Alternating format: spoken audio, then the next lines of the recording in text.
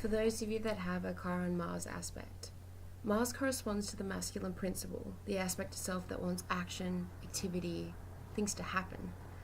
He is the extroverted creative force that acts rather than the receptive passive quality of the self that allows and attracts action, which is more representative of Venus, or our inner feminine.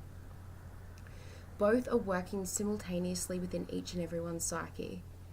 So when the wounded healer Chiron, extremely receptive to pain and knows pain thoroughly, makes aspect to Mars, which fundamentally needs, as a core word, needs to assert itself, pain and confusion can ultimately be felt and experienced when it comes time for the individual to take action and assert themselves.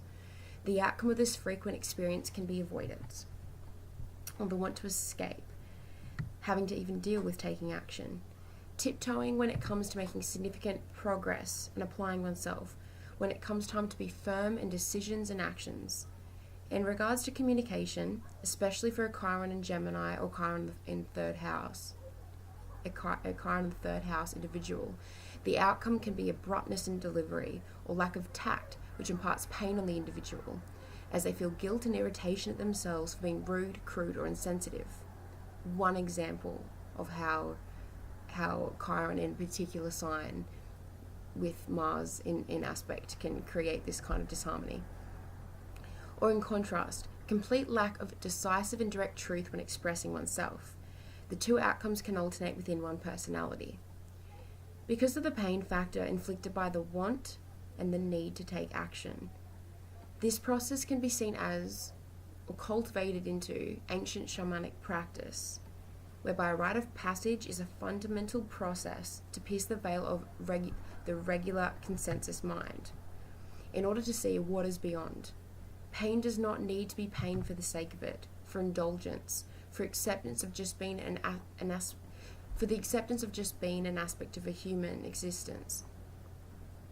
Rather, pain in this sense can be used as a tool of conscious transformation. The pain and struggle inflicted can be purely personal, or the projection onto partners or others in the individual's life, whereby one of the two acts on one side of the axis, Mars or the Chiron role more predominantly, and vice versa.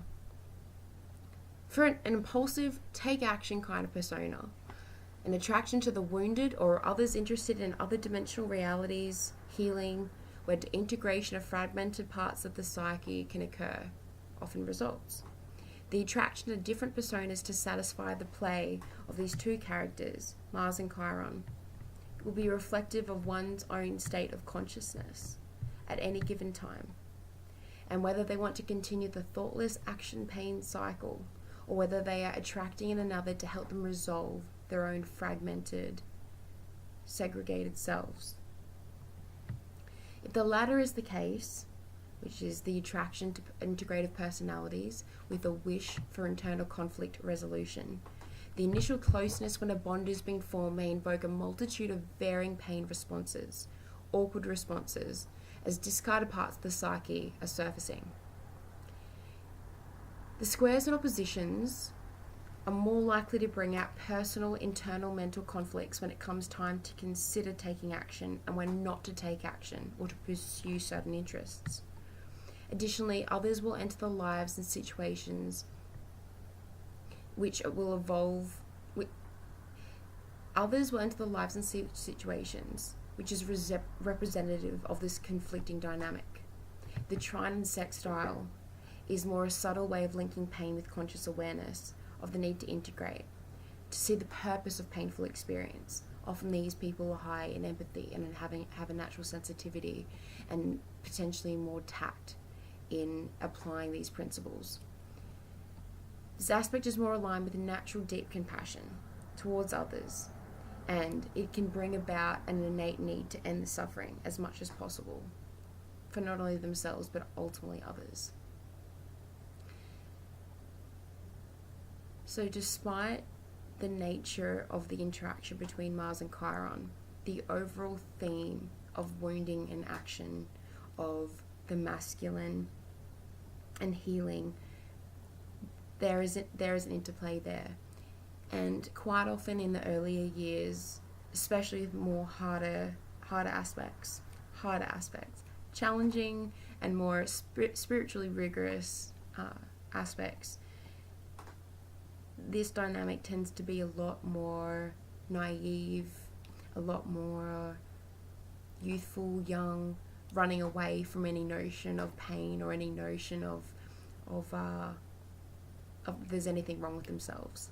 So the inferiority complex is a lot more repressed and misunderstood, and only until there comes a time, whether it's by transit or a natural state of evolution of the individual, that there is an awareness of not being able to move forward in life, and that this is one big part in as a block towards progress, ultimately for the self.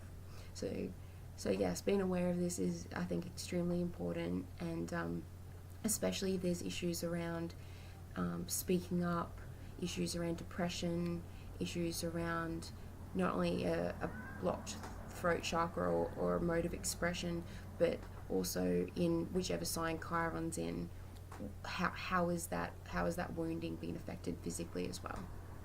So yes, any questions, feel free to ask. It's one of my favourite topics, talking about Chiron. So yes, very open to any questions.